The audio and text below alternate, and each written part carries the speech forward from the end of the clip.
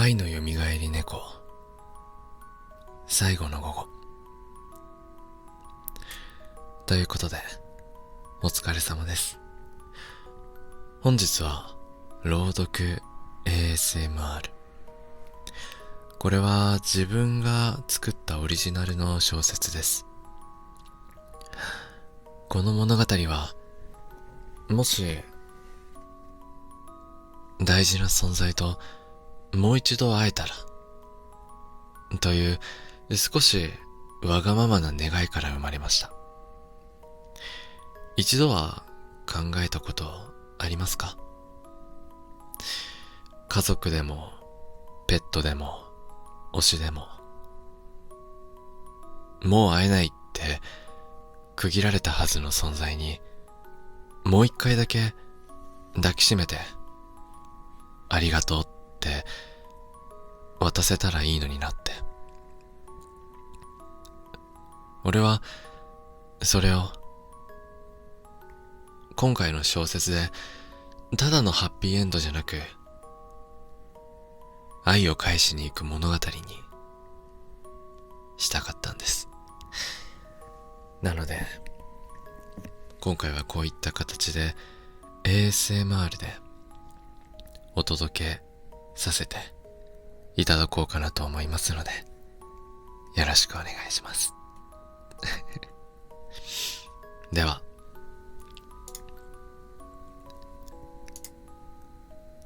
よろしくお願いします。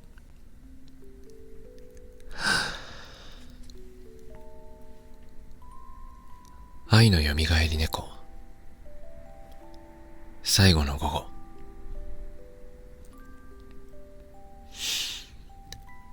何度も生まれ変わってきた一匹の猫がいる。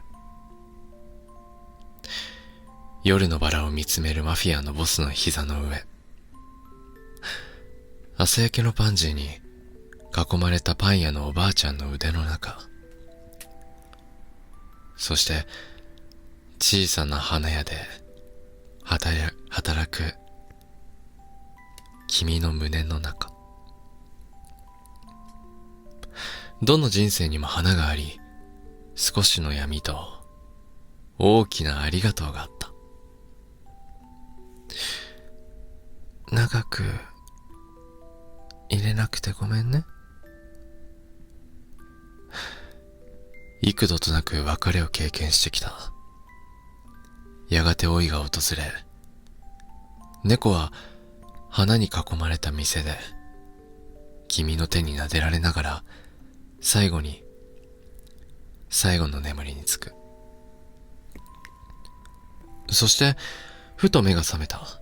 そこは星の庭と呼ばれる場所。ここには二人の猫神様がいる。落ち着いた猫様、やんちゃなミケ様。一つの小さな瓶を見つめてつぶやく。ようやく愛が溜まった。ここまでぎゅうぎゅうに詰めたんやもん。さ、この愛全部可愛く叶えたろか。悲しいだけでは終わらせないからね。瓶の中には何が詰まっているのか、これから何が起きるのか、君も猫もまだ知らない。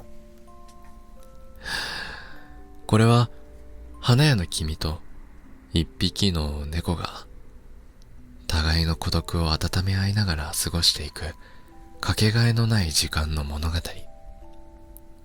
そして別れの先にもそっと何かが届いていることを信じたくなる、そんな物語。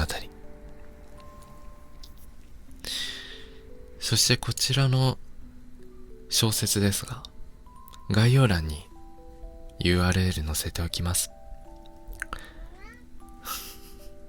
猫さんも言っております小説の中に出てくる登場する猫さんは〇〇と表記されています。下記単語を、変換から指定の名前を入れていただくと、読んでくださるあなたの好きな名前に単語変換して楽しめる仕様になっております。あなただけの物語として読んでいただけたら嬉しいです。はい。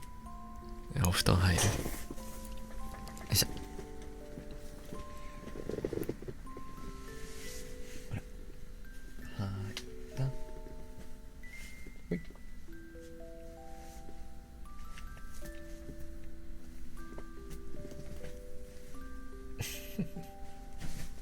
ほい。ほら。遊ばないの猫さんみけさん。今。よいしょ。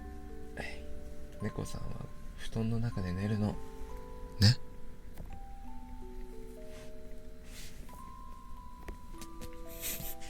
ちょっと小説進まないでしょ。 OK？ あら、ミケさんも布団の中入った猫さん襲わない。わかった？よし。お待たせいたしました。一応こちら朗読になりますので、いい意味で自由にやっていけたらなと思っております。ほら、猫さんに怒られちゃうよ、ミケさん。ね。これね、尻尾がねちょっと出てると反応しちゃうからね。ここで寝るの、ね、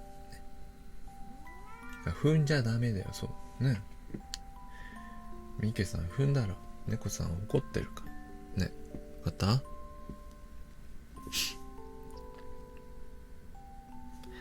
ある意味二人の神に見られているということで、それでは大変お待たせいたしました。第一章から進めさせていただこうかなと思います。今回出てくる猫の名前はリンゴという名前でやっていこうかなと思います。では、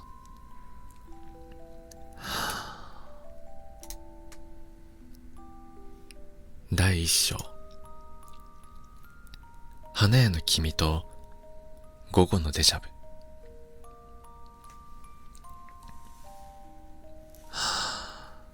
午後の光がガラス越しに花びらを透かしていた。白い百合の縁が少し透け、店の空気まで柔らかく見える。小さな花屋のカウンターの上で猫のリンゴはのびーとしていた。前足をだらーんと投げ出し、顎を木の板に乗せている。そこは店の中で一番君が立つ時間の長い場所。いらっしゃいませ。扉の鈴が鳴るたび、君の声が響く。耳に残る優しい声。まあ、今日も綺麗ね。あら、看板猫ちゃん今日もいる。いますよ。ほら、リンゴ、挨拶は？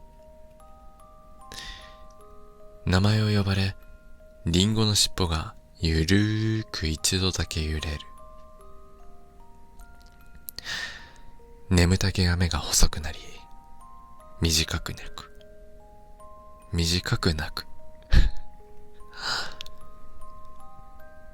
にゃー。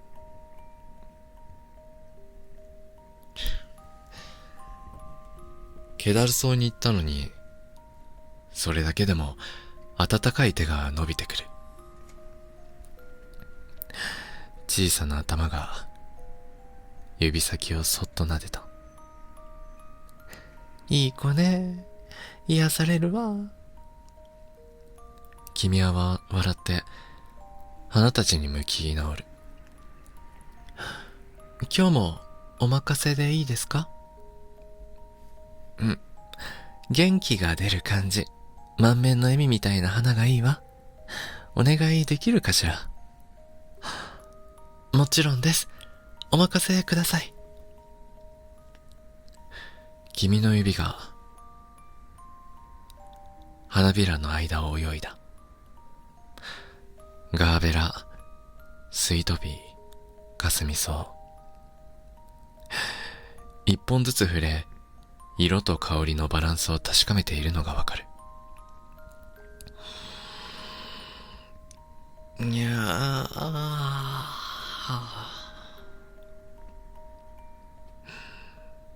ー。にゃ。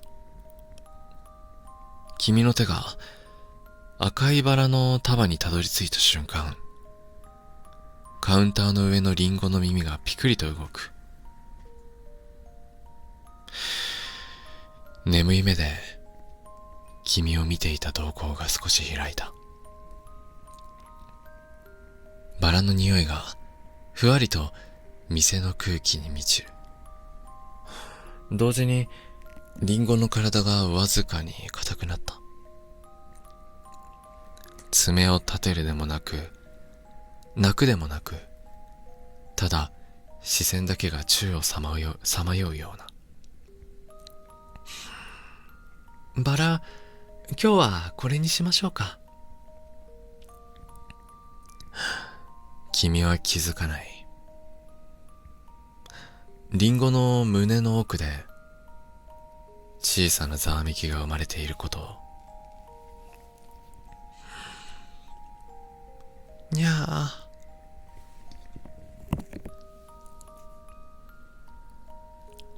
リンゴ自身もそれが何なのかはわからない。知らないはずの夜の匂い。どこか落ち着かなそうに瞬きを繰り返す。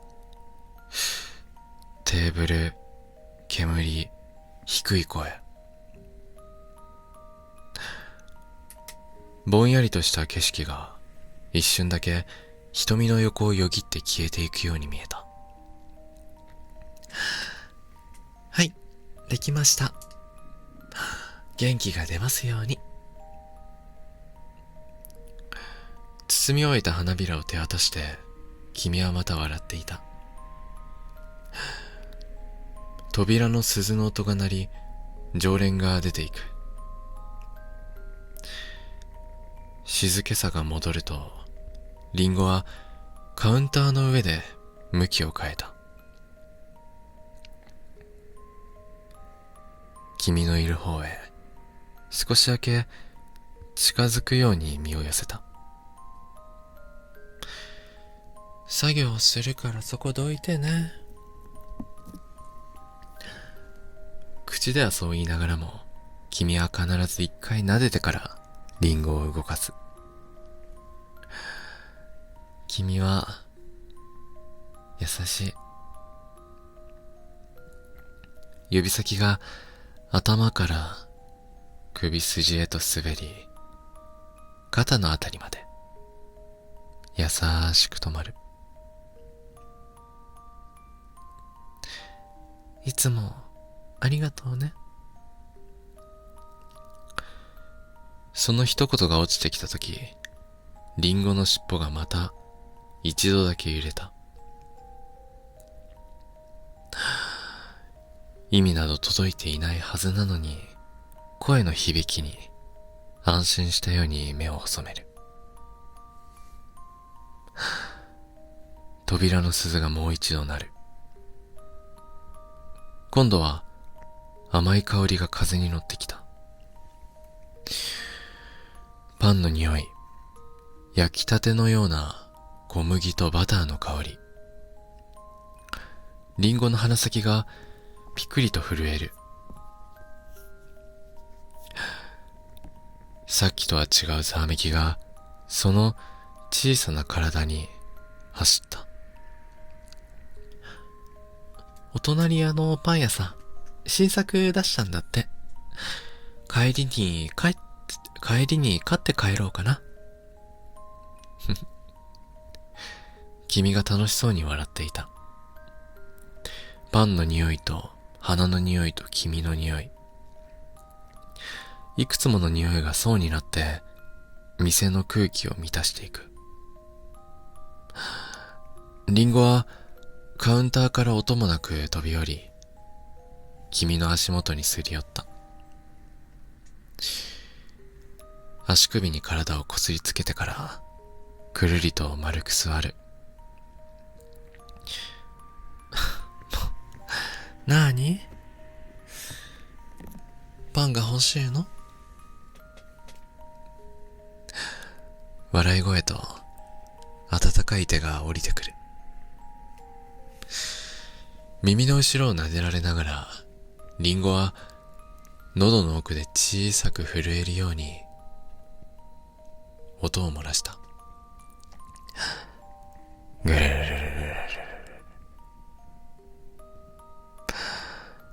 安心の音。ただ、君の手がそこにあるとき、体の力がスッと抜けていく。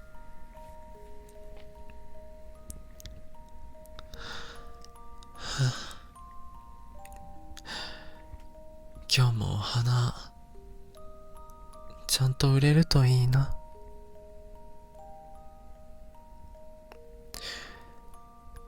足元で丸くなっているリンゴを見下ろしながら、誰にというわけではなく小さな独り言がこぼれる。リンゴはその言葉の重さを知らない。ちゃんと売れるといいなの意味もわからない。でも、それでも、声の調子が少し沈んだことだけは感じ取れた。ほんの少し君の方へ歩み寄り、鼻先で足に触れた。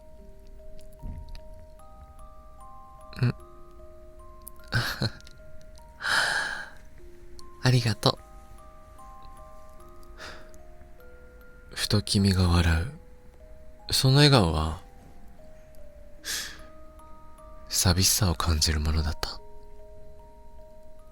けれど笑った顔が戻ってくると、リンゴも安心したように目を閉じた。その日の仕事が終わる頃、外はすっかり暗くなっていた。シャッターを半分ほど下ろし、君は店内の明かりを少し落とす。ああ、もうこんな時間。今日はここまでかな。そろそろアルバイト募集しないと手が回らなくなってきたな。花瓶の水音と遠くの車の音だけがかすかに聞こえる。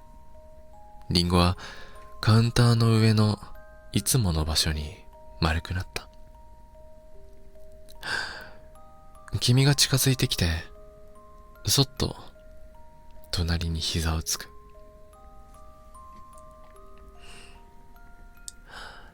ねえリンゴ、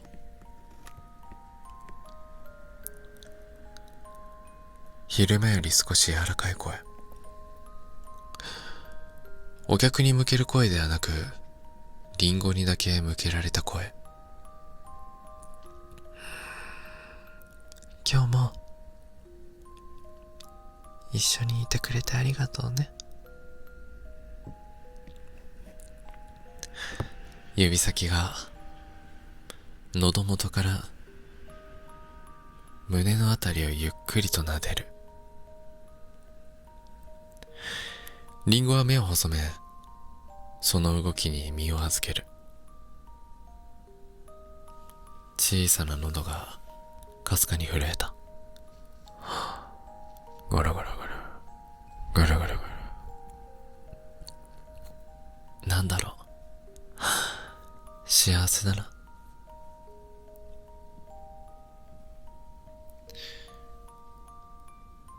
店内の明かりがまた一つ落ちる。窓の外のネオンがぼんやりと花たちを照らしていた。あれ、さっきみたいな匂い、前にも。そこで言葉は途切れ、君は僕のことを見て何かを叫んでいた気がする。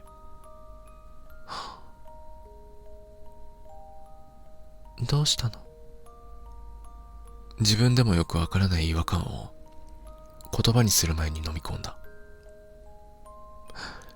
リンゴのまぶたがゆっくり落ちていく。バラ、パン屋の匂い、水の匂い、君のそばの匂い。どれも心地が良かった。匂いが重なって眠りと現実の境界がふんわりとぼやけていく。やがてリンゴは静かに寝息を立て始めた。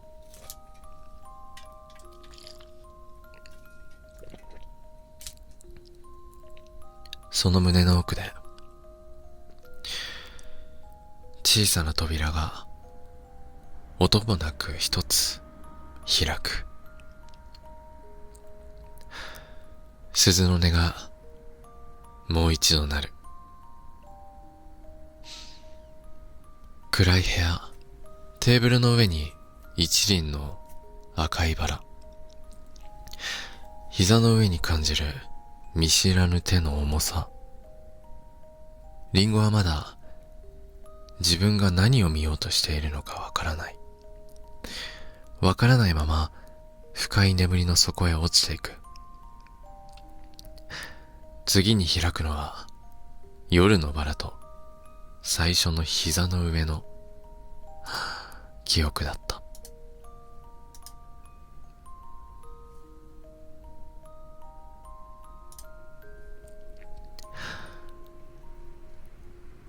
第2章、夜バラと朝焼けパンジー。部屋は暗かった。天井の明かりは落とされていて、机の上に置かれているスタンドライトだけがぽーっと周囲を照らしている。そこにはグラスが一つ。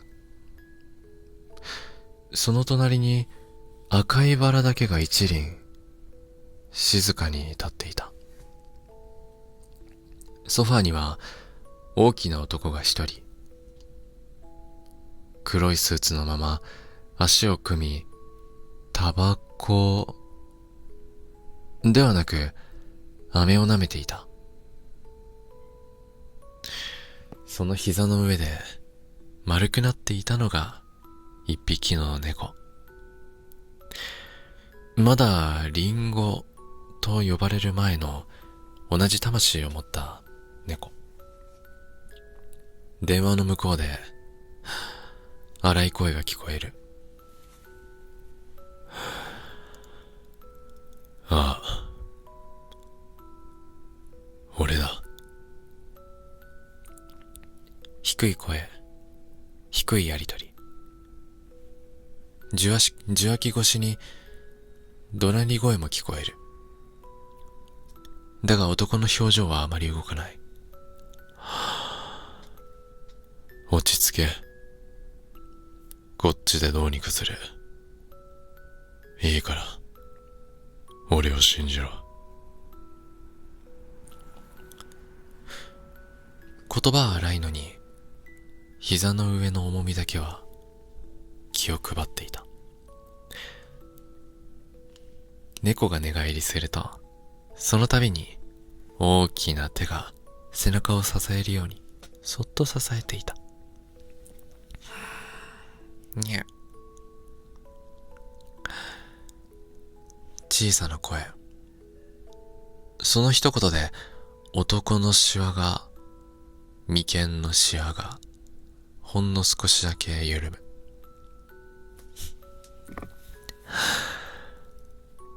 はいいな。お前はいいよな。誰に向けるでもない独り言。それでも、撫でる手つきだけは、どこまでも優しい。バラの匂いと、甘い雨と、夜の街の匂い。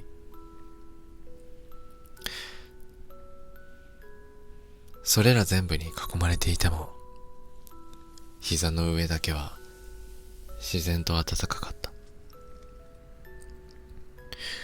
この部屋の隅にはいつも花が一輪だけ置かれている。赤いバラの日もあれば、白いバラの日もある。誰かに会いに行く前も、誰かを見送った後も、机の上のグラスの数が増える夜も、一つもない時も。花だけはそこから動かなかった。ボス、そろそろ行かないと。ドアの前で若い声がする。わかってる。返事は短い。でも、立ち上がる前に必ず一度、猫の背中を静かに撫でる。留守番、頼むな。にゃ。それが合図みたいに、光の灯りが落ちて、ドアが閉まる。残されるのは、時計の針の音と、バラの匂いだけ。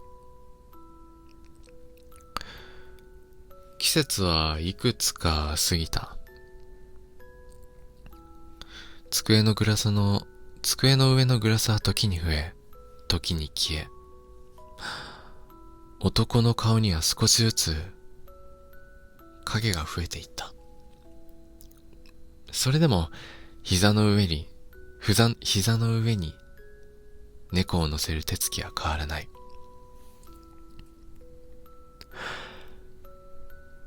なあ、俺はこれでよかったのかな。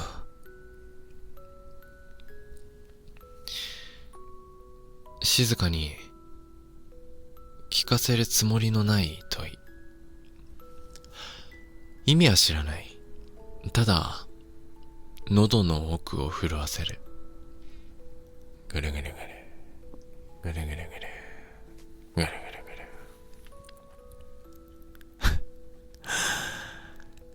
そうか。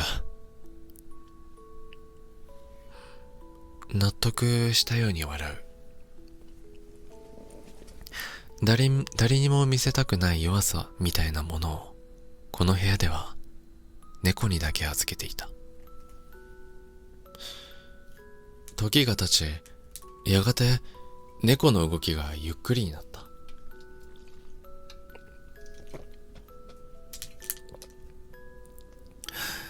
高いところには自分で飛び乗れなくなり、ソファに上がるにも少し時間がかかる。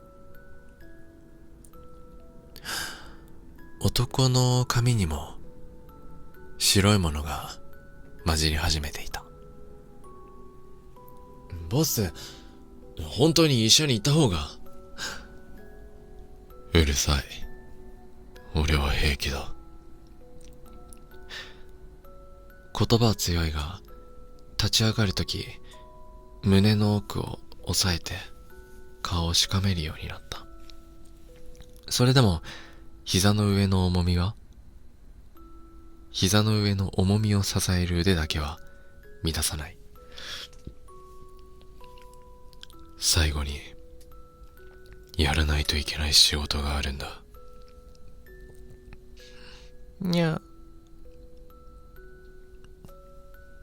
猫さん、行ってくるよ。車を出せ。これが最後ですよ。抱えられるように出て行った。最後の夜は驚くほど静かだった。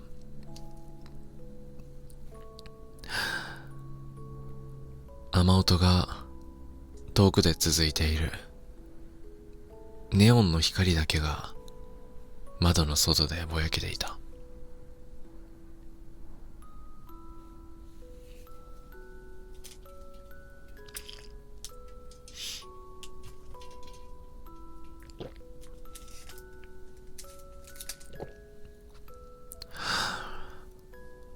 男はスーツではなくくたびれたシャツで帰宅しソファに座っている。腕の中には猫。胸のところにそっと抱きしめていた。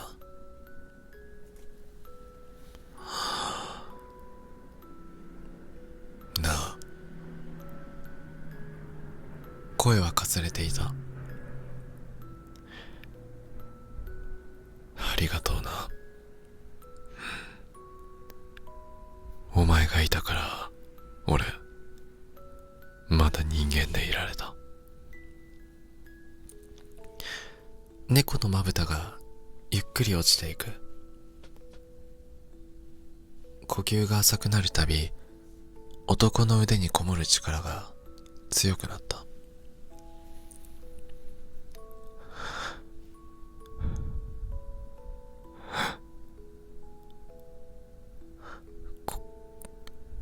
怖くねえよ。俺はお前を愛してる。いつだってそばにいるからな。それは猫に向けた言葉であり、自分に言い聞かせる言葉でもあった。長い沈黙の後で男はいつもの場所からバラを一本抜き取る。今日は白いバラだった。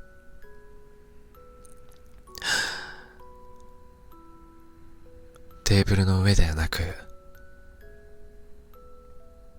胸に抱いた猫のそばへそっと添えるように。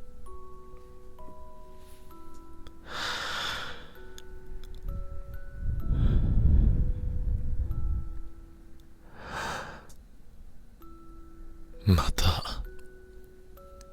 会おうな。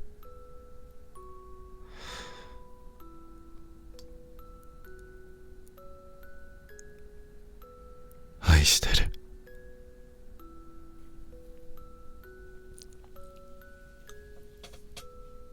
短い一言。その声と胸元のぬくもりと白いバラの匂いが一つに混ざる。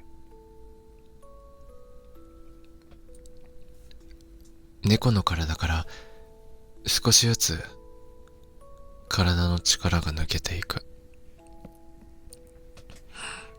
男の腕の中で小さな鼓動が静かに音を潜めた。暗い部屋の色がゆっくりほどけていく。音が遠ざかり、バラの白だけがぼーっと残る。目を閉じたままの猫の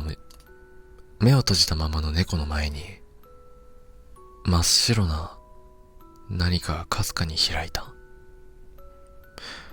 それが何なのかわからないうちに意識は別の匂いへと巡っていく。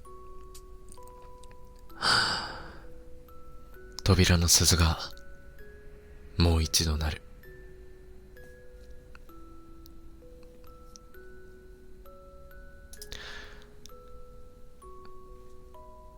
チーン。オーブンの熱と甘い香りが混ざっている。ガラガラガラーっとシャッターの上がる音。金属音に重なるようにおはようという明るい声が響いた。小さなパン屋の奥、布をかけられたカゴの中に丸くなっている猫。さっきまで膝の上にいた猫と同じ魂は今、ふわふわの毛布と焼きたてのパンに囲まれて眠っていた。あらあら、起きたんかい。エプロン姿の細い腕はそっと猫を抱きかかえる。手のひらは驚くほど温かい。店の中にはもうパンジーが並んでいた。紫、黄色、白。小さな花たちが朝一番の風に揺れている。今日も綺麗に咲いとるね。猫の耳の近くで柔らかい声が笑う。胸に当たる場所からトクン、トクンと一定のリズムが伝わってきた。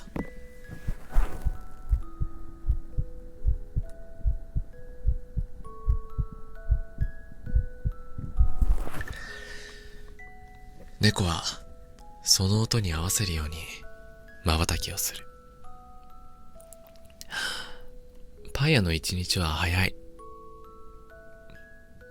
通りすがりの人影がほとんどない時間からオーブンの音が響き始める。カランと小さなベルが鳴るとシャッターが半分ほど開く。焼きたての匂いが商店街に流れ、猫はショーケースの下が好き。ショーケースの下も、そして商店街の中もパンの匂いで包まれていく。ショーケースの下は暖かい空気がたまり、おばあちゃんの足音がよく聞こえる場所。そこに子供が顔を覗かせるとひょいっと猫の顔が出てくる。わ、猫だ。この子、看板娘なんよ。猫は娘ではないが、そんなことは知らない。ただ、撫でられた場所がじんわり暖かくなっていくだけだ。商店街には少しずつシャッターの閉まった店が増えていた。それでも、このパン屋だけは朝になると必ず明かりがつく。ほーら、猫さんや。今日も頼んだよ。任される役目はただ、そこにいること。パンジーの隣で丸くなっているだけで、通りの景色は少し明るく見えるようだ。近所の人たちは、花とも猫とも分け隔てなく声をかけていく。夜の店とは違って、ここには銃も怒鳴り声もない。代わりにパンの切る音と袋が擦れる音、時々聞こえる小さなため息、それが聞こえる。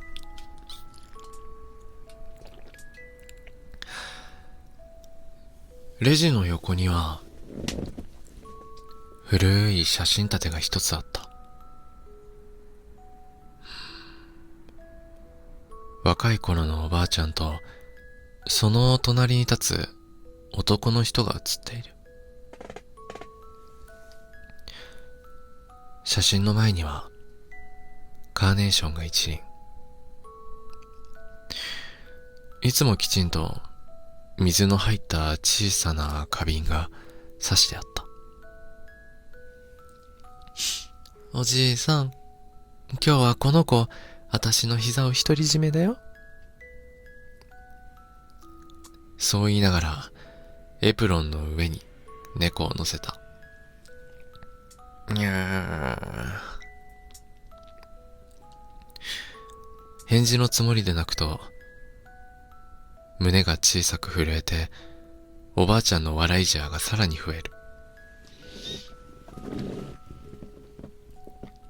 季節はいくつも過ぎた。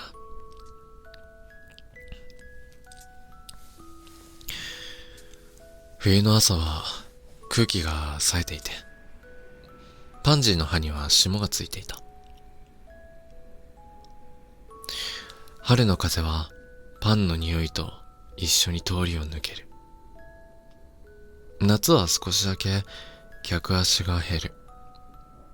おばあちゃんはみんな冷たい買い物行くもんね。と笑う。秋になれば商店街の空も高くなり、猫は窓辺で伸びをしてその色を見上げた。ある日の昼下がり、店は少し静かだった。オーブンの余熱と外から差し込む光で、店内は小さな温室みたいになっている。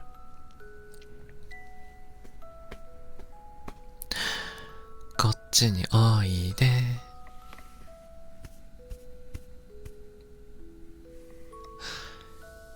椅子に腰を下ろし、膝をポンポンと叩く。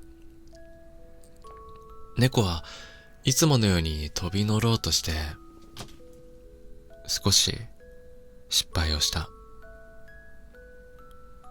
足が上がりきらない。あら、もうそんな年かね。笑いながら、今度は両手で抱きかかえる。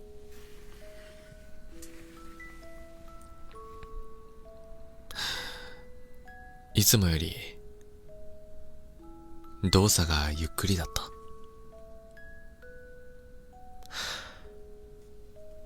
胸に抱えられたまま、おばあちゃんは窓の外のパンジーを眺める。長生きしたね。偉いよ、あんたは。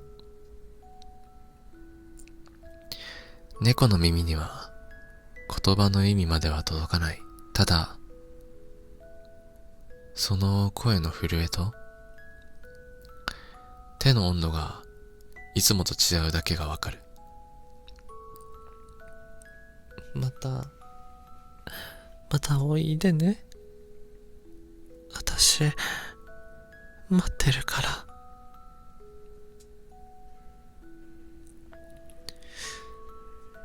写真立ての方を向きながら、誰かに聞かせるように言う。それから猫の額にそっと唇を落とした。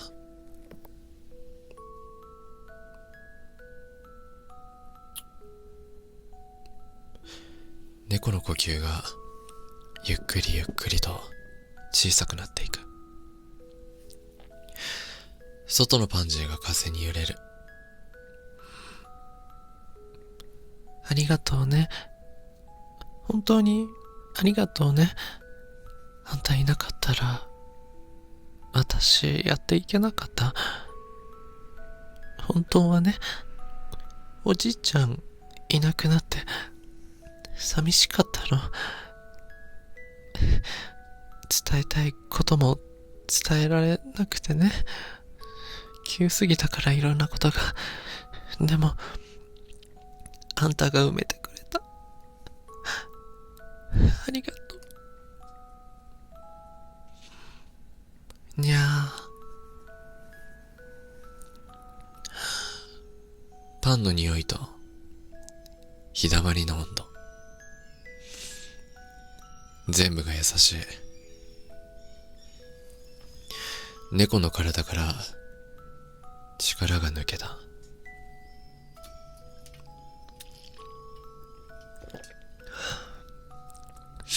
世界の色がまた柔らかくほどけていく。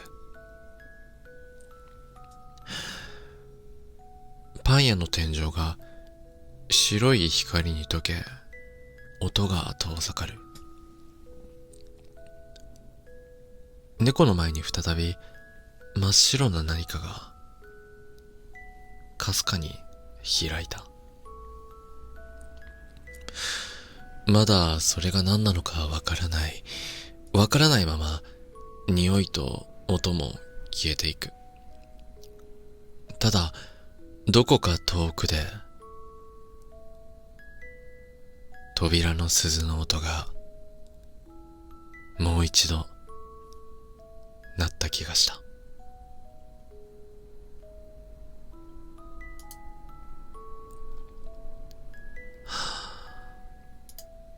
第三章、花屋の君と最後の午後。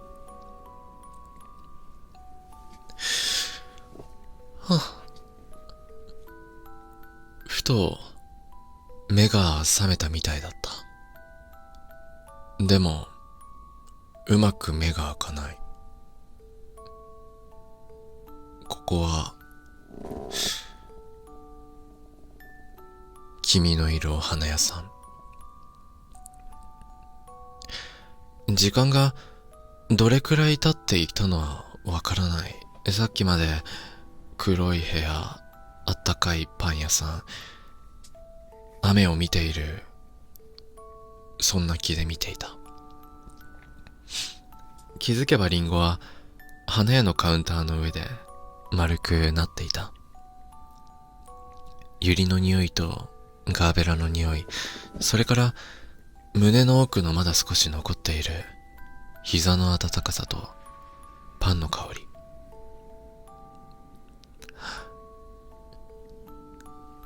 リンゴ？すぐそばで君の声がした。いつもよりちょっとだけ細い声。君が覗き込む。起きた？なんかさっきからずっと寝てるね。抱き上げられた体は前よりもうまく力が入らない。前足がふにゃっと落ちてしまった。君の胸にしがみつくみたいに形になる。そっか。君はそれだけ言って小さく息をついた。そのままシャッターの方を振り返る。今日は閉めちゃおっか。にゃ？声出ない。まだ外は明るいのにオープンの札を裏返しにした。シャッターが半分だけ降り、店の中の光が少しだけ和らぐ。にゃ、にゃ。うまく声出ない。花たちだけは変わらず色を放っていた。君は花を集めてくる。ガーベラ、バラ、リンゴ専用ベッド。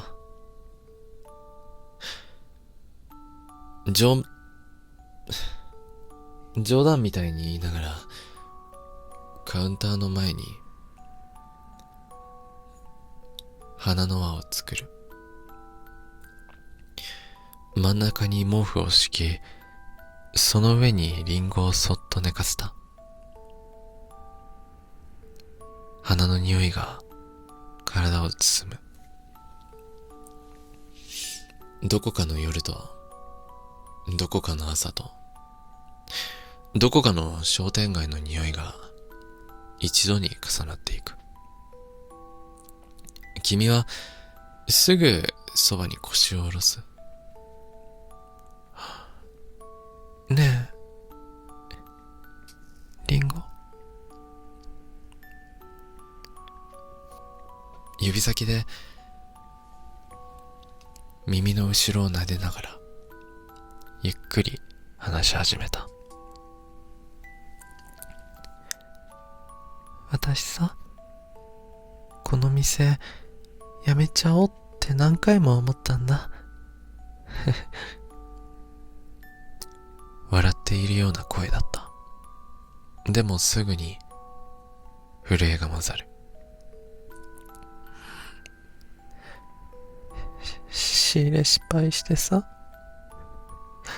お葬式のお花作りながら泣きそうになったり、花屋なんて儲からないでしょって言われるたびに、あ、本当だなって思っちゃったり。じっと見ていた。言葉はわからない。ただ君の目の縁が少しずつ赤くなっていくのが分かった。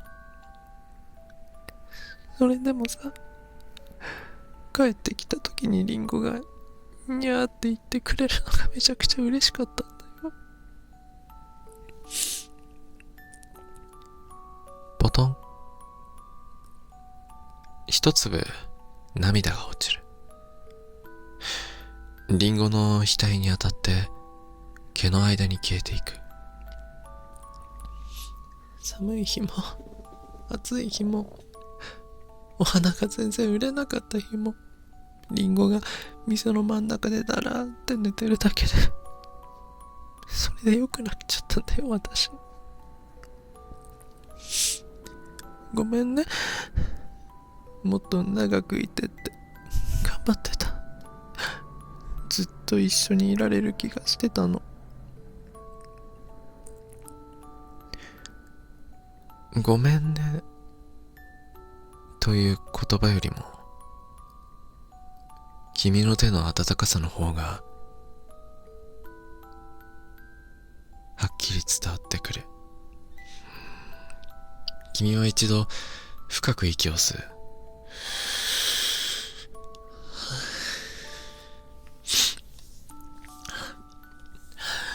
違うね。ごめんねじゃなくて、ありがとうを言いたいな。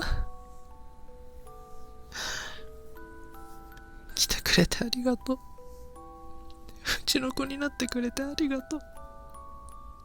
毎日一緒にいてくれてありがとう。このお店を辞められないでいたのは、辞めないで入れたのは、リンゴのおかげだからね。ポロポロと涙がこぼれても、君はちゃんと笑おうとしていた。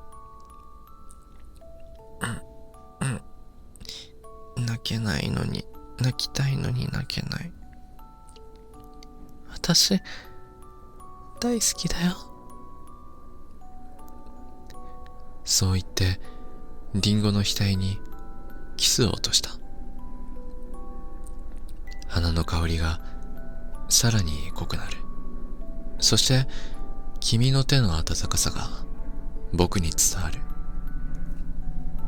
リンゴの胸はゆっくりゆっくり上下を繰り返す。呼吸が一つまた一つ、その感覚がだんだん広がっていく。リンゴ、ありがとうね。最後の涙が頬から落ち、毛並みに染み込んでいった。ふとリンゴの体が力を抜く。鼻の輪の中で眠っている時と同じ声の顔のまま、小さな鼓動が静かになった。花たちは変わらずそこに咲いている。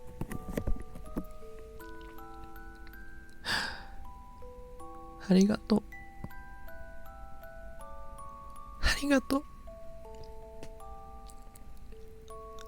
かすれた声でもう一度だけ言う。その時だった。閉じているはずの扉の方で、チリンと扉の鈴がかすかになった気がした。風も吹いていないのに、鈴だけが一人で揺れるように見える。君は顔を上げる。でも、店の中には、君と眠るリンゴと花たちしかいない。また会えるかな。ダメだ。我慢できないよ。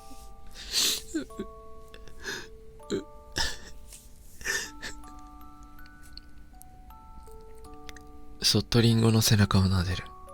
そして、君の知らないところで、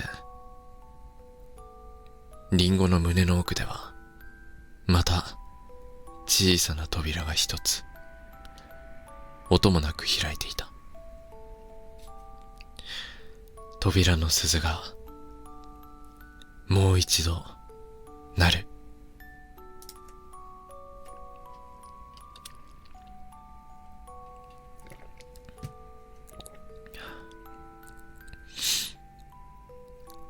第4章、星の庭と3つの願い。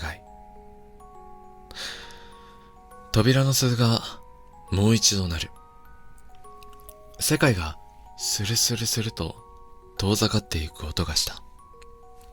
花の匂いもあの子の鳴き声も少しずつ後ろに流れていく。ふわりと体が軽くなり、落ちているのか浮かんでいるのかもわからない。次にまぶたを開いた時には、そこはもう花屋ではなかった。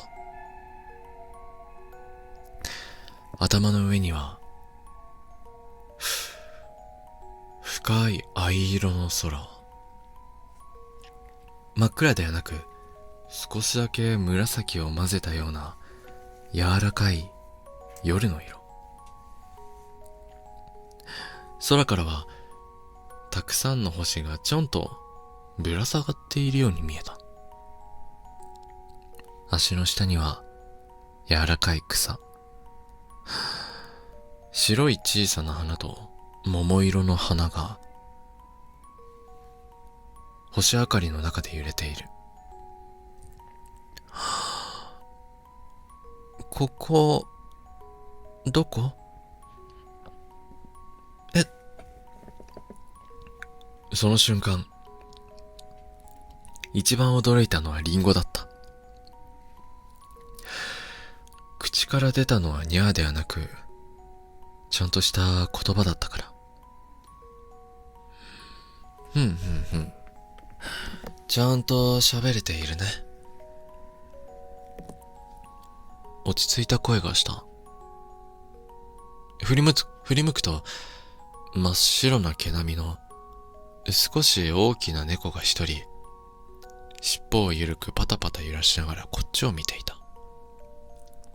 その横では、三毛猫のような猫が前足をちょこんと揃えて座り、キラキラした目で覗いている。やっと起きたかにゃ。おはよう。ここ、星の庭やね。俺は、三毛。ようこそ、リンゴ。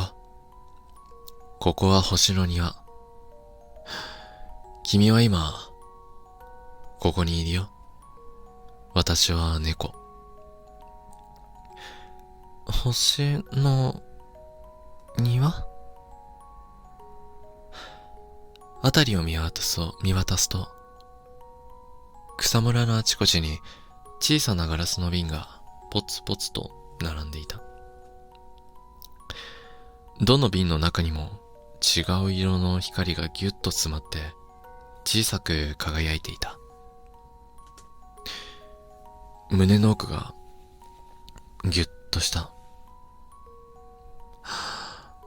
ボスの膝の重み、甘い飴の匂い、愛してると言われた夜。パン屋のおばあちゃんの膝の柔らかさ、パンジーの香り、花屋で涙でぐしゃぐしゃになりながらありがとうと大好きを言ってくれたあの子の顔、全部がいっぺんに押し寄せてきた。リンゴはその場にペタンと座り込んだ。終わっちゃったのかな。ボスもおばあちゃんもあの子ももういないの？猫様はすぐに答えず、リンゴの隣にゆっくりとちょこんと腰を下ろした。いないとは言わないかな。形は変わったけれど、君がもらったものはちゃんと残っているよ。せやせや、ほら、まずは見せたいもんがあるんや。こっちにおいで。ミケ様はぴょんと軽く跳ね、少し先の木の方へ走っていく。尻尾が嬉しそうにピコピコ揺れていた。猫様とリンゴも後に続いた。そこには一本の木が立っていた。白い花と小さな赤い実をつけた木。これはリンゴの木。花言葉は選ばれた恋。君の最後の5個ともちゃんとつながっているね。リンゴさんやで。ええやろ。選ばれた恋の木や。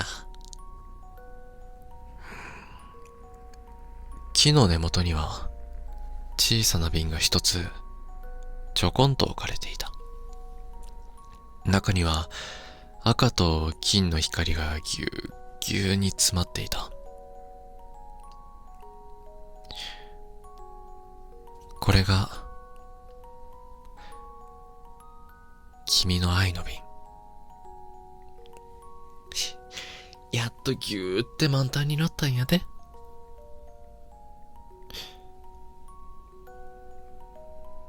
愛の瓶？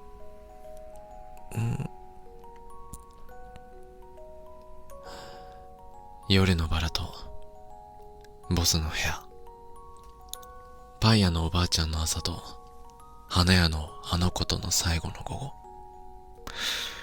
そこで君が愛された瞬間が一滴ずつ光になってここで溜まっていったんだよ。ボスが愛してるって言った時もな、おばあちゃんがまたおいでって言った時もな、あの子が大好きだよって言った時も、全部この中にある。リンゴはじっと瓶を見つめた。中の光がボスの笑い声みたいに揺れて、おばあちゃんの笑いじわみたいにふわっと広がって、あの子の涙と同じ色でキラキラ光っている。あったかい夢じゃなかったんだ。もちろん君は何度も何度も本気で愛されていたんだよ。長くおれんへんかった時もあるけどな。その分一瞬一瞬がぎゅーって濃かったんやで。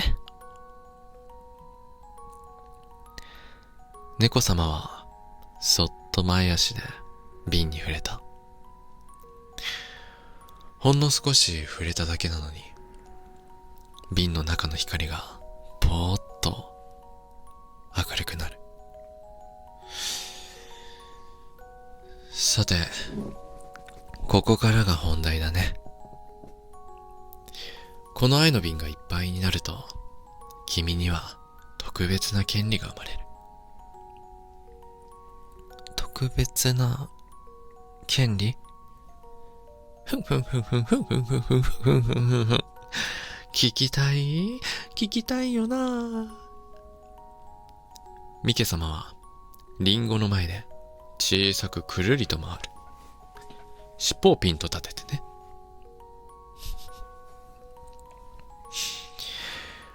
この瓶が溜まったから、君は3つだけ願い事を叶えることができるよ。3つ？ただし、条件がある。まあな、なんでも叶え放題とかなんからな。猫神様もちょっとは真面目なんやで。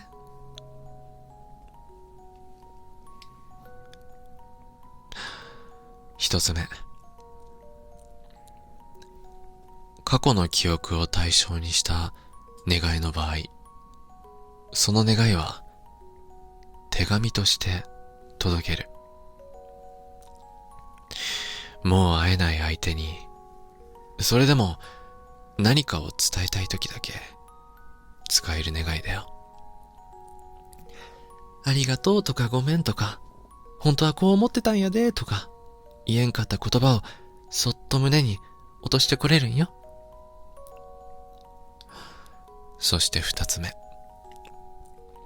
未来のことを願う場合、君は人間として生まれ変わることができる。噛んだな。うるさい。人間？そう。次は、ただ猫ではなく、言葉を持ち、手を持ち、誰かの隣にもう一度立つことができる。ただし、未来の願いは一度きり。使えば、二度と猫には戻れないし、転生もできない。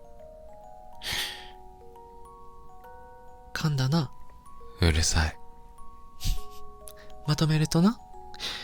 過去に向けては手紙、未来に向けては人間としての一歩。合わせて3つまでってことやね。まあ、何にいくつ使うか、どこに送るか、それを選ぶのかは、君次第だよ。リンゴは、しばらく口を開けなかった。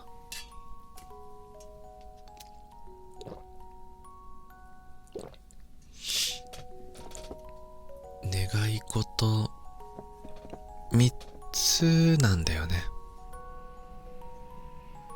うん。ドキドキの3回コースや。リンゴは小さく息を吸った。一つ目の願いは、マフィアのボスに手紙を送りたい。了解。夜のバラの部屋にそっと置いてこよう。俺はまだ人間でいられたって言うてたあの人やろ？絶対ちゃんと読んでくれるで。ありがとう。2つ目の願いは、パン屋のおばあちゃんに手紙を送りたい。おばあちゃんの、長生きしたね。またおいでね。最後のありがとうねが、胸の奥に温かく刺さっていた。いいね。朝一番の焼きたての匂いと一緒に、パンジーの横にそっと忍ばせておこう。寂しさ埋めてくれてありがとうってのお返しやな。びっくりするやろな。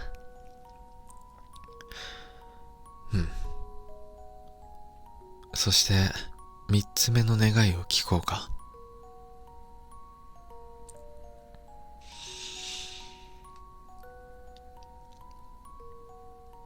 つ目の願いは、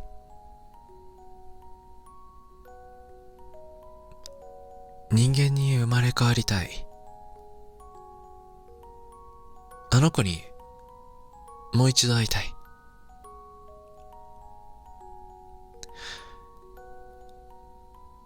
星の庭の空気がふるりと震えた気がした。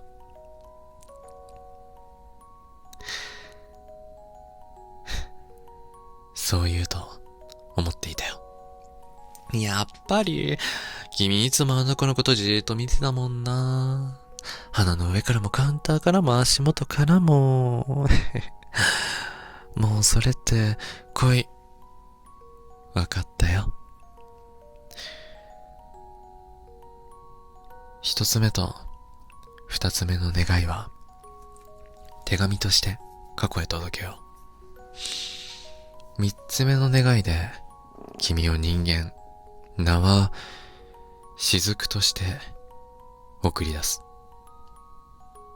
しずく？愛の瓶からこぼれた一滴の光。その言葉が似合うと思ってね。いっぱい集めた愛の一滴から生まれたもんやもん。雫、ぴったりやろ？胸の奥で、さっきまで痛かった場所に優しい温かさが広がっていく。僕はずっともらってばっかりだったんだね。ボスにもおばあちゃんにもあの子にもこんなにたまるくらい愛を僕はもらっていたんだね。ぎゅうぎゅうや。でもな、まだまだ全然遅くなんかないんやで。リンゴは愛の瓶を見つめる。まだ遅くない。もちろん愛は終わらない。大事なのはここからどう流していくかだ。リンゴは小さく息を吸い込んで二人を見た。僕、ここからありがとうを返していきたい。ボスにもおばあちゃんにもあの子にも雫になって生きながらちゃんと返していきたい。いいね。それはとても綺麗な願いだ。うちもそれ大賛成や。受け取ってばっかりの物語やなくて、返していく物語にしような。へへ。だから、猫様、ミケ様、ここから一緒にお願いしてもいい？もちろん。最初の一歩はいつだって今からだよ。楽しんだもんだ勝ちやで。楽しんだもん勝ちやで。猫様、ミケ様、ありがとう。ありがとう。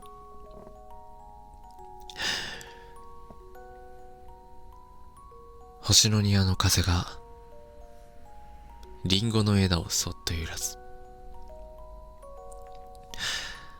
愛の瓶の中の光が小さく震えて新しい雫の形を作り始めた。まだ遅くない。それくらいの愛をリンゴは確かにもらっている。ここからはその愛に少しずつありがとうを返していく番。リンゴは猫様たちに静かに、でもはっきりと伝えた。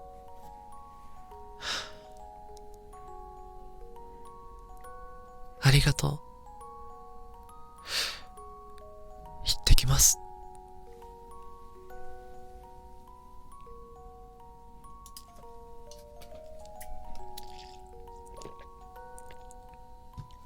最終章、愛の雫と窓の鈴の先。扉の鈴がもう一度鳴る。1、夜のバラの部屋で。その手紙が届いたのは猫がいなくなってから3日目の夜だった。黒いスーツのボスはいつものようにソファに腰を下ろしていた。膝の上は空っぽ。そこにいるはずの重さはもうどこにもない。テーブルの上にはそこから変わらず白いバラが一輪置かれていた。そしてその隣には見慣れない封筒が置かれていた。ボス、さっき部屋の前にこれが。誰からだ？わかりません。差出人書いてなくて、中身確認しても。いや、問題ない。出ていろ。短く言い切って一人きりになる。静かな部屋でボスは封筒に手を取り開けた。やけに暖かいな。中には一枚の手紙とバラの花びらが一枚。その花びらが膝に落ちた。ゆっくりと目で追っていく。びっくりした？猫だよ。膝の上でぐるぐる言ってた猫。最初の一行って手が止まる。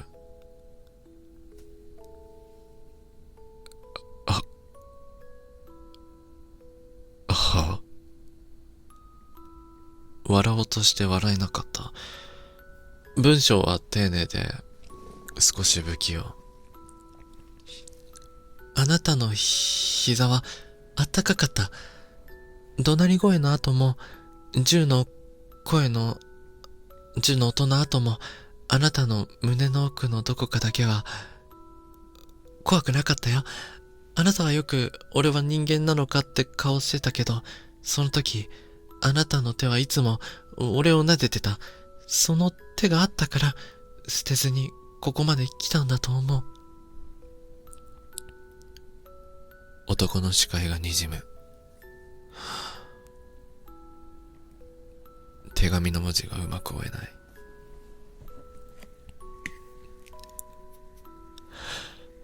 あなたが、俺はまだ人間でいられたって言ったよね。俺は分かってたよ。あなたは一番優しい人だって。俺を膝に乗せてくれた人だから。俺のことを愛してくれてありがとう。あなたが人間でいられたように、あなたのそばにいられた俺も幸せだった。またどこかで会えたらいいな。その時もきっと俺はあなたの膝の上が大好きだと思う。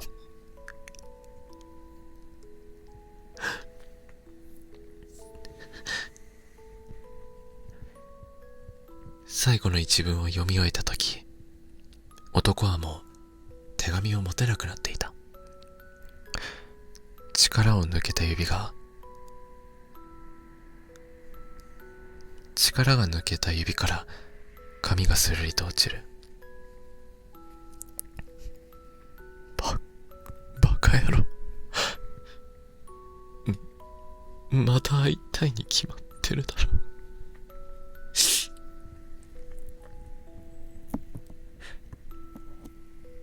顔を覆う体が大きく震えた。部屋の隅、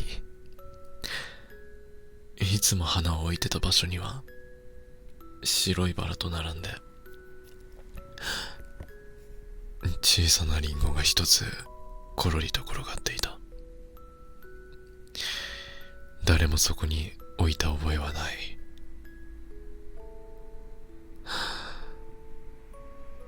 選ばれた恋か。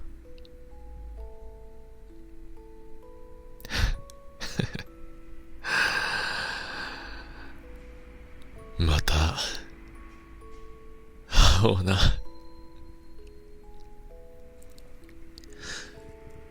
涙で濡れたまま、小さくまっすぐ、そうつぶやいた。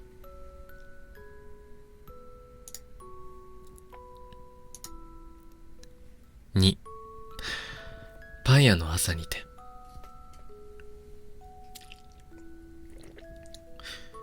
小さな商店街のパン屋にも一通の手紙が届いていた。朝一番シャッターを上げ、パンを並べようとしたおばあちゃんはドアの足元に白い封筒が置かれているのを見つけた。なんやろね。中を開けると、そこには見慣れない字、でもどこかで見たような丸い文字。おばあちゃんへ、猫です。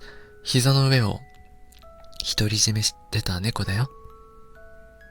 最初の一言でおばあちゃんは口元を押さえた。声にならない笑いと涙が一緒にこぼれそうになる。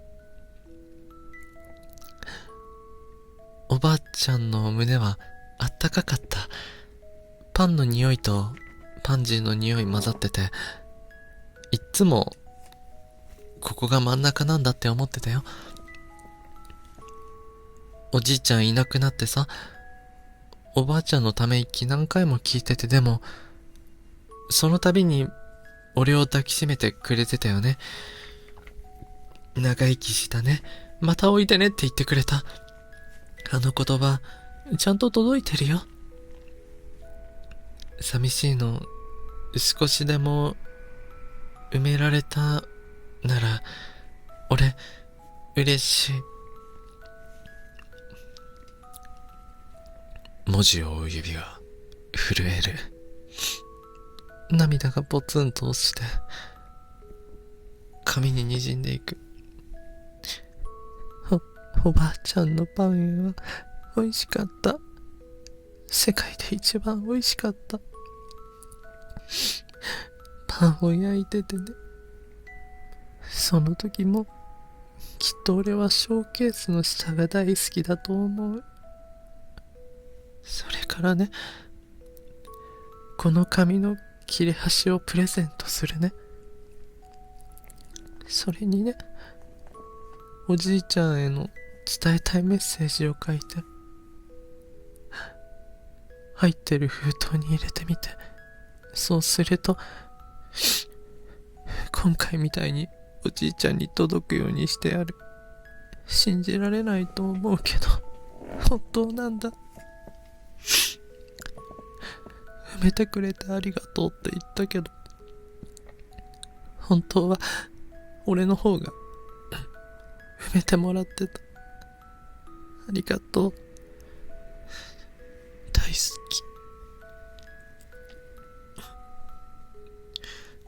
読み終えた手紙をおばあちゃんはそっと胸に抱きしめた。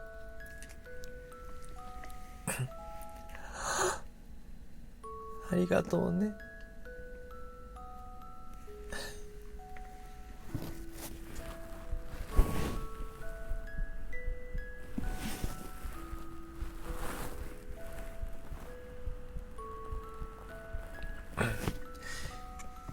誰にともなくそう言って涙で濡れた目で店の奥を見上げる。写真立ての中、若い頃のおじいちゃんと自分、その前に置かれた花瓶には今日もパンジーの小さな花が揺れている。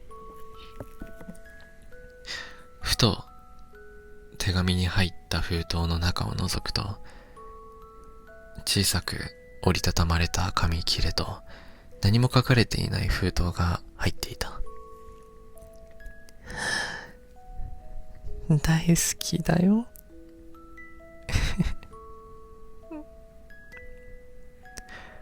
くすっと笑ってまた泣く。胸に押し当てた手紙をまるで猫を抱くように優しく撫でた。またおいでね。また待ってるよ。そうつぶやきながら白い紙切れをそっと両手で包み込んだ。3、雫という名前で。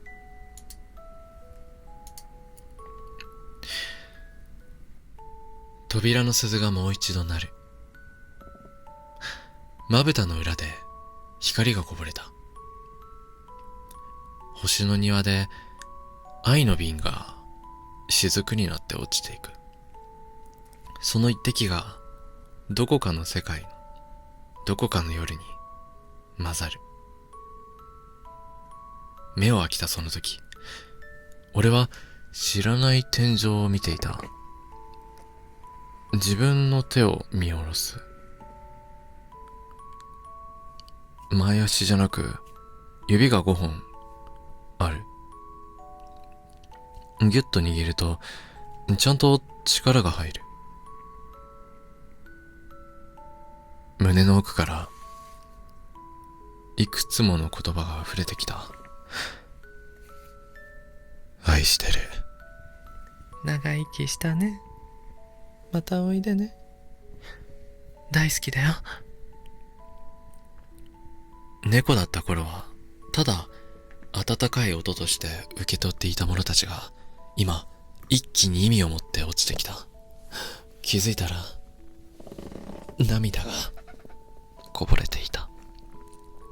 ありがとう。手紙無事に届いているといいな。猫様とミケ様には無理を言っていろいろ試行錯誤したからどうなってるかわからないけど、でもきっと届いてるよね。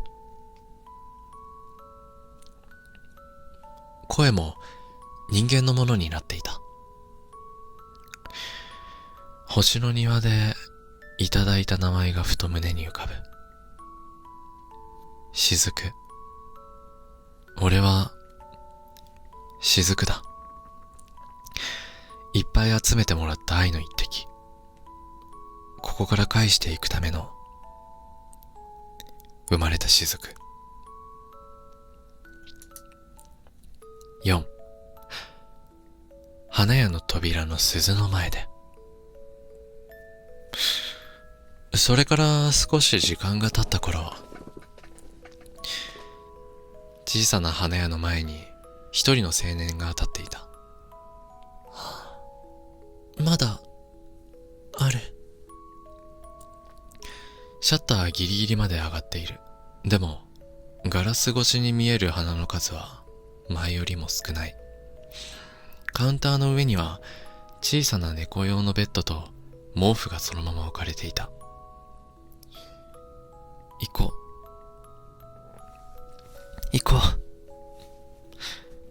自分の胸の鼓動をなだめながら扉の鈴がもう一度鳴る。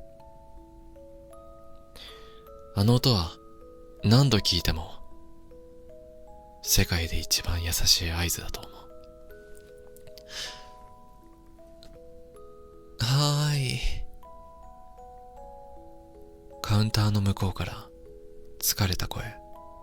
でも、顔を出した瞬間、雫の胸がキュッとなった。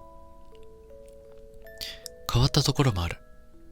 前より少し目の下のクマが濃くなっている。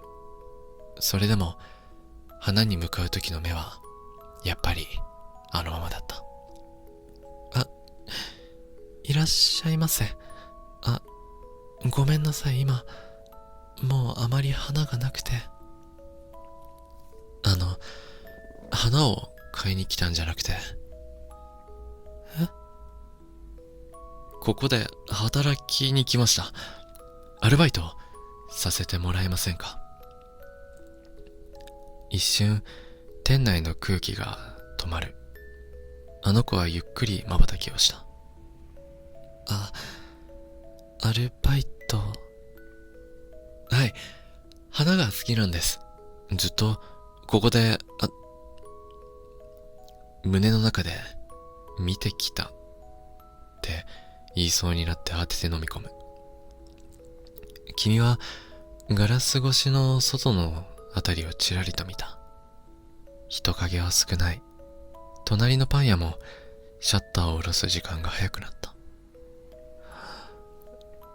ごめんね。本当は誰かに手伝ってほしいってずっと思ってたんだけど、もう店閉めようと思ってて。閉めるんですか？お花好きだけど、一人じゃもう全部抱えられなくってね。笑おうとするけど、うまく笑えない顔。それでも、花を見つめる目だけは優しいままだった。雫は一度、深く息を吸った。じゃあ、手伝わせてください。閉めちゃう前に、片付けるにも人手いりますよね。今でも、花がちゃんと売れるといいなって思ってますよね。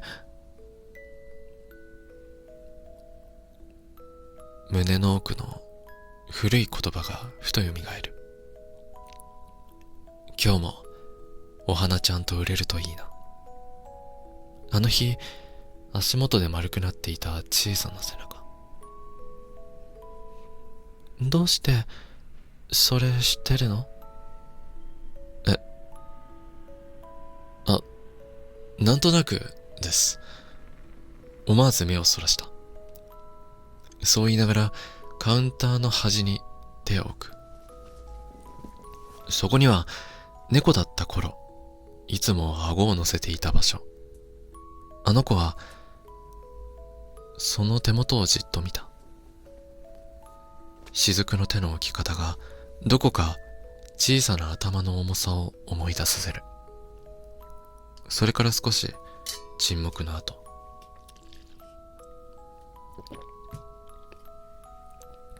ならとりあえず今日は掃除からお願いしてもいい？いいんですか？はい、ありがとうございます。その日から雫は花屋のアルバイトになった。5、癖で気づく。いくつかの日が過ぎた。朝、シャッターを上げる。水を変え、花びらの具合を確かめる。雫はまるで前から知っていたみたいに迷いなく手を動かしていた。ガーベラとスイートピーの組み合わせも、パンジーの位置も、それが一番あの子の好みになるように、そっと整えていく。雫くん、花屋とか前にやってたの？いえ、初めてです。そっか。なのになんか、すごく慣れてるね。ずっと見ていたからかもしれません。どういうこと？花好きだから、見るのも、そばで寝るのも、ね、なんてね。思わず、本音が漏れてしまって、雫は慌てて笑ってごまかした。休憩の時間、雫は気づくと、カウンターの上の決まった場所に腕を乗せている。そこに、頬を乗せて、少しだけ目を閉じる癖があった。あの子は、その姿を見て、ふっと息を止めた。姿勢、角度、まぶたの下ろし方、全部、リンゴに似ていた。あの日、ある日、ある日、隣のパン屋から焼きたてのパンの匂いが流れてきた。雫の鼻先がピクリと動く。この匂い。胸の奥でパンジーが揺れる。暖かい膝の上、長生きしたねという声。雫は無意識に喉の奥で小さく震えるように音を鳴らした。ぐるぐるぐる。今の、すいません。変な癖で。癖？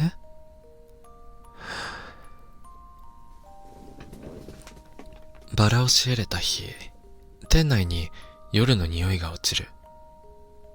雫の指が一本の赤いバラのトゲに触れた。少しだけ血が滲む。刺さった。大丈夫？パッと駆け寄ってくる。その目の色があの日と同じで、雫の胸が強くなった。大丈夫です。人間ですから。冗談めかして言った一言に、自分で自分の心が跳ねる。あの夜と同じセリフ。俺は、お前がいるからまだ人間でいられた。ボスの声が胸の中でふっと重なった。雫は思わず自分の手のひらを見つめる。その時、扉の鈴がチリンとなった。いらっしゃいませ。入ってきたのはスーツ姿の男だった。きちんとした身なりなのに、どこか不器用そうな見覚えのある雰囲気をまとっていた。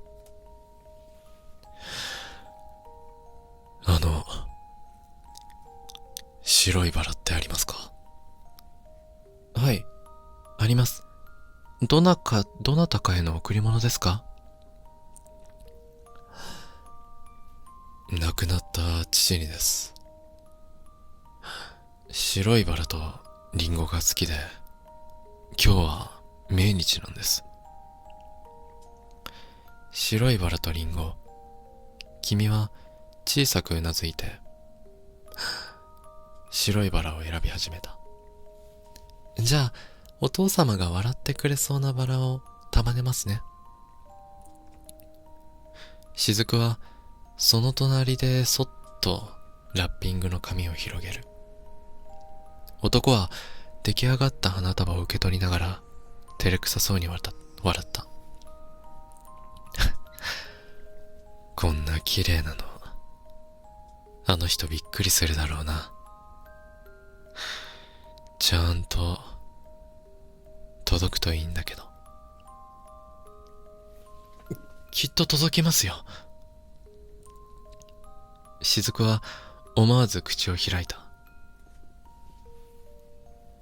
そう思います。はい。白いバラとリンゴ好きなら、絶対に。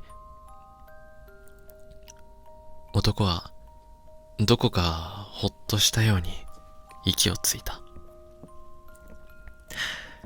店を後にした扉の鈴がもう一度チリンとなる。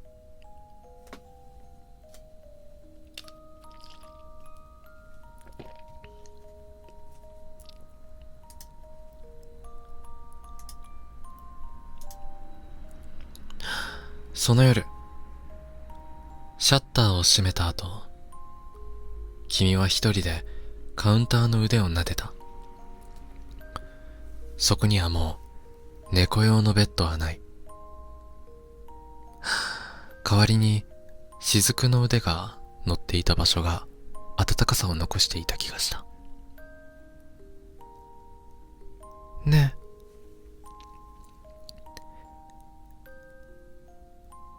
リンゴ？何？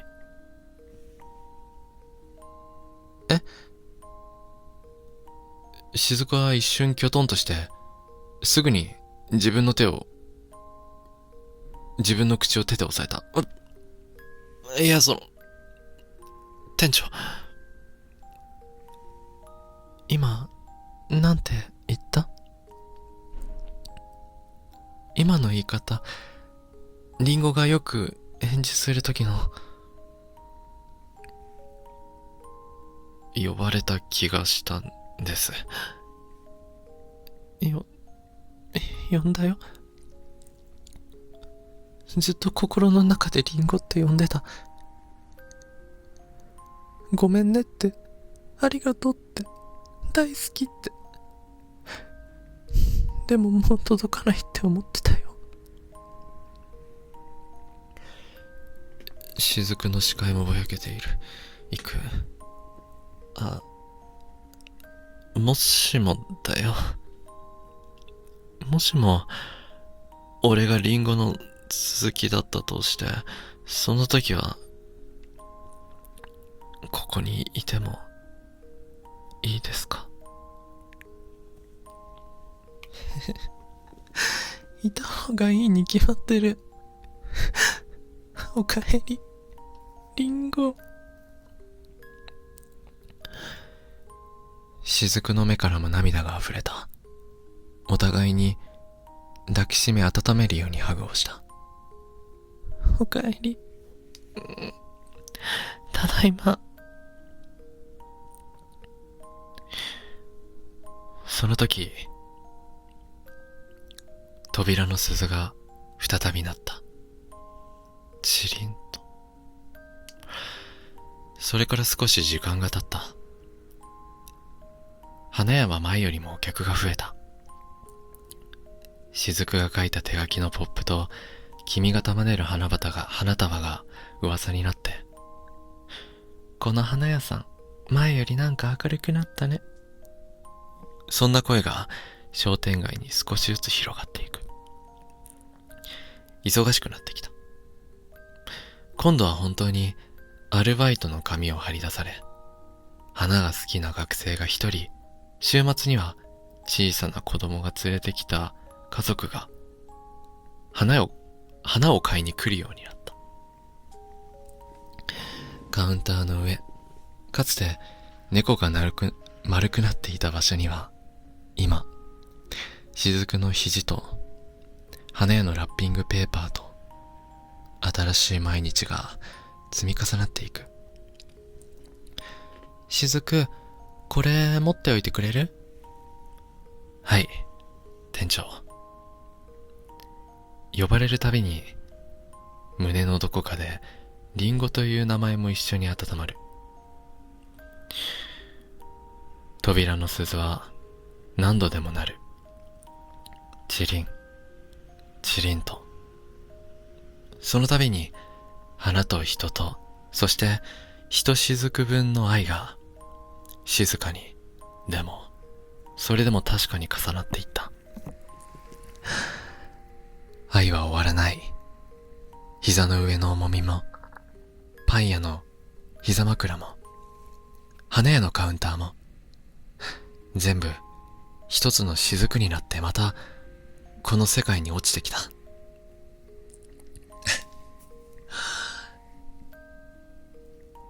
大好き。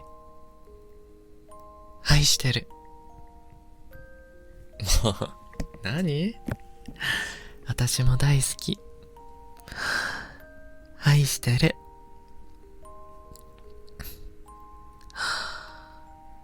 おしまい。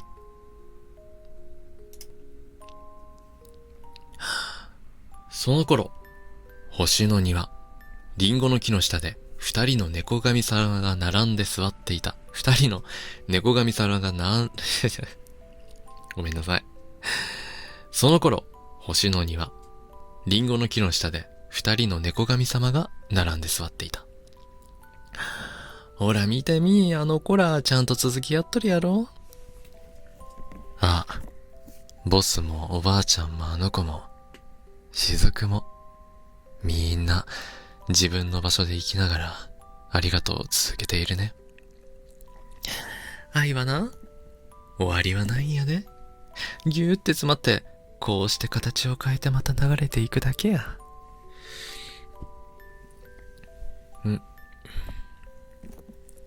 別れは区別であって、終わりじゃないよね。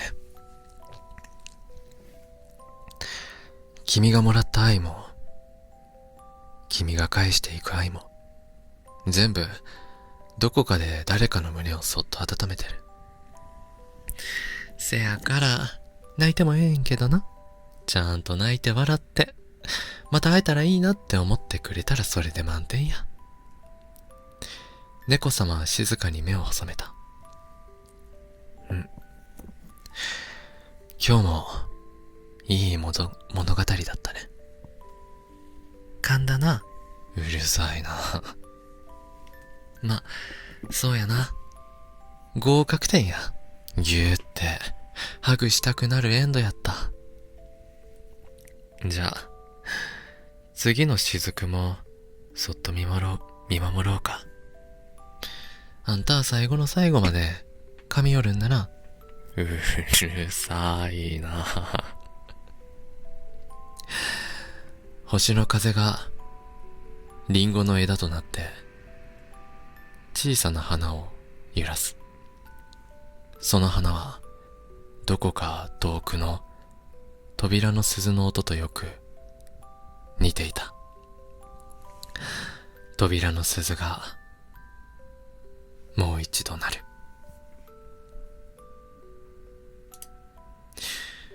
ということで、ありがとうございました。もうほぼほぼ2時間、もうぶっ通しで撮らさせていただきました。この動画は、ファーストテイク、最初から最後までカットなくお届けしているかなと思います。少し BGM を小さく置いて、そのシーンに合った BGM や、そのシーンに合った BGM がまた戻ってくるという、そんな感じになっているんじゃないかなと思っています。一応その最後として秘話をお届けして終わりたいかなと思っております。改めてありがとうございました。なかなかね、この世には出会いがあり別れがある中で、別れがあるから出会いを怖がる人が多くいると思います。それはペットロスとかでもそうだし、やっぱり出会いが怖いから、別れが怖いから、うまく出会えない。そんな物語。でも、別れの先にも、ちゃんと繋がっているんだよっていうのを伝えたくて、この小説を作り、お届けさせていただきました。そして、秘話としてお話しさせていただくのが、どうして3つの場所だったのか。夜のバラのボス、パン屋のおばあちゃん、花屋の君。リンゴは3つの場所で生きて、3つの優しさに触れ、3つのありがとうをもらってる。最初はね、一つに絞った方が好きにするかなって、その願いを、瓶が溜まったら一つ願いを叶えられる。でもそれだと、あれだなって思って、人間の人生もさ、あなたの日常だって、一人だけじゃなくてたくさんの人の関わりでできていると思ってて、短い時間でもボスにとってはまだ人間でいられた膝の重みだったり、おばあちゃんにとっては優しさを埋めてくれる温かさ、君にとっては店を続ける理由になっていて、誰かの人生にさ、気づかないままこんな風に深く残っているってことを、実はきっとこの世界はたくさんあると思うの。だから1じゃなく3つお世話になったところで感謝をできる、感謝をしたい、そんな思いを込めて猫さんとミケさんがそういう設定を作ってくれたんじゃないかなと思ってます。そして最後、これは漢字になります。なので少し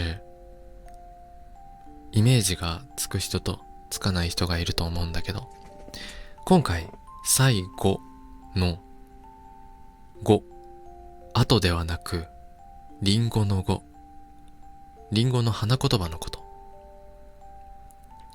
タイトルに入れた最後、漢字の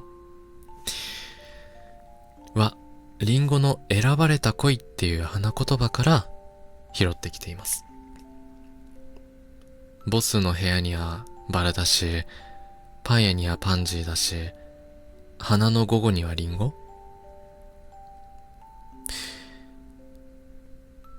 バラはね、夜と大人の愛だったり、パンジーは日常とささやかな支えだったり、リンゴは選ばれた恋と君との再会だったり、どんな一番だったかっていうのは決められないで、すべてが一番でさ、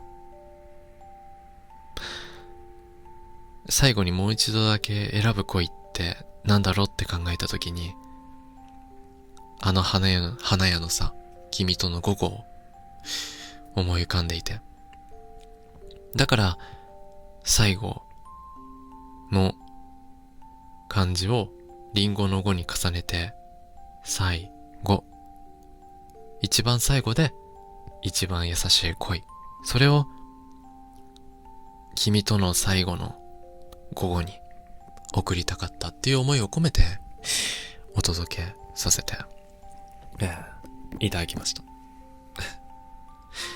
そして星の庭、愛の瓶と猫様たちなんだけど、星の庭のシーンはめちゃくちゃ迷いました。本当に迷って。多分一番大事なところであり、一番物語を説明する、転換する場所だったんだね。どこまで具体的に世界を描くかって、うまく希望を残せるか、すごく大事な場面で、すごく悩みました。で考えたのが、愛の瓶と猫様ミケ様。現実では言えなかった、渡せなかった言葉をたくさん積もっていって、でも全部無駄になっていくわけじゃなく、星のどこかでじわじわと光が溜まっていくっていう、それが積もって、3つだけわがままが言える権利が生まれるみたいな世界線。その3つを用意すれば、ボスへの手紙をくれて、おばあちゃんの手紙をくれて、君とも再会できて、全部胸を張って渡せて、全部感謝ができる。そんな至れり尽くせりのドキドキ、3回コースってミケ様も言ってたと思うんだけど。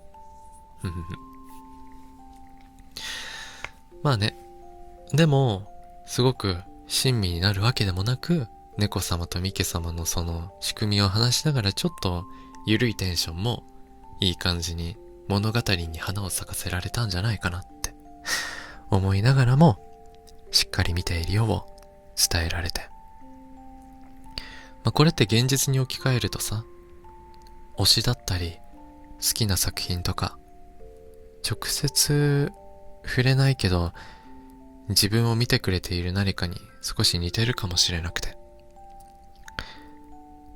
君にもそういう猫様とかミキ様みたいな存在がどこかにいますようにって、俺がそうなりますって願い込めてみたの。で、そうだな、雫として雫っていう名前で返す物語にしたかった理由も、愛の瓶からこぼれた一滴の光、それが人間の形になって君の元に落ちていく。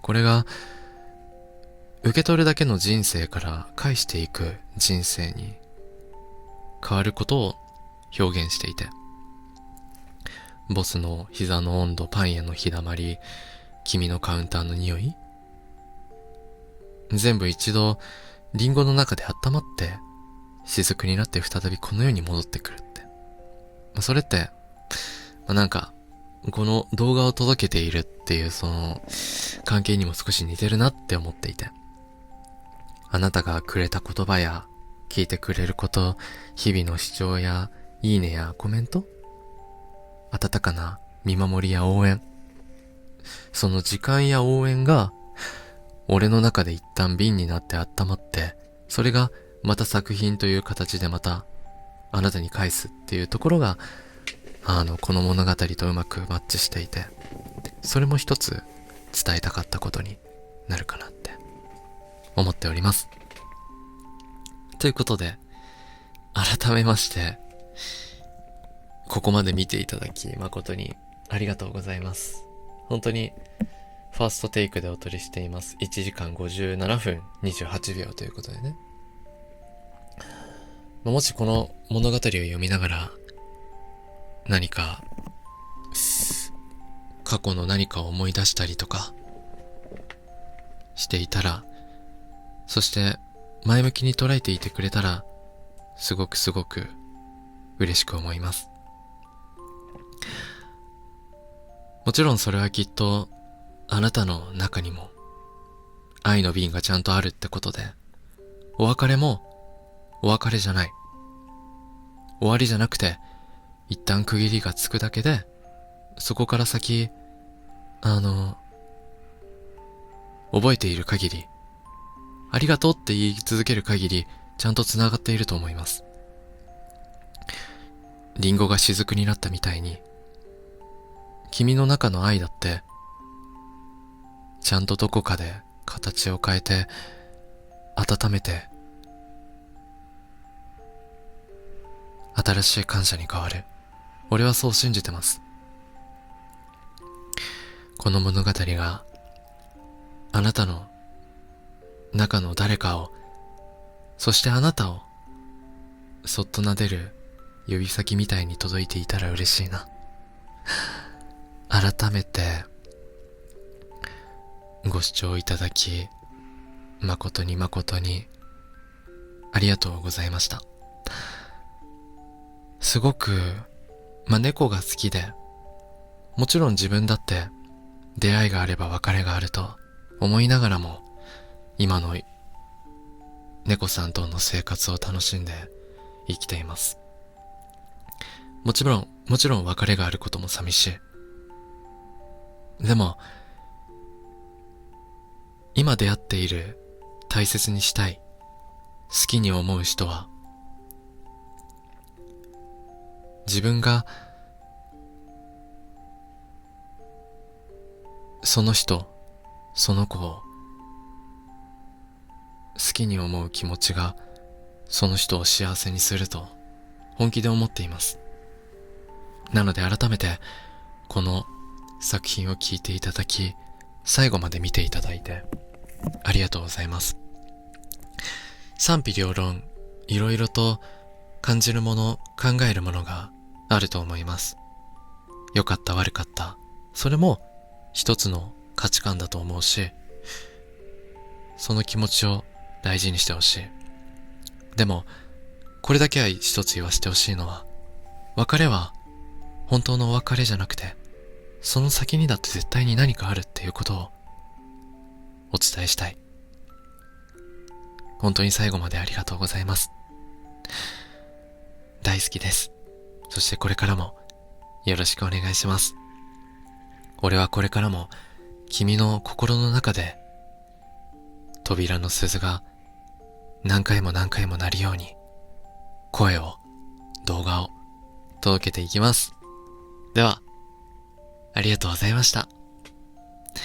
よしよし、ありがとう。もしよければ高評価、ご感想お待ちしております。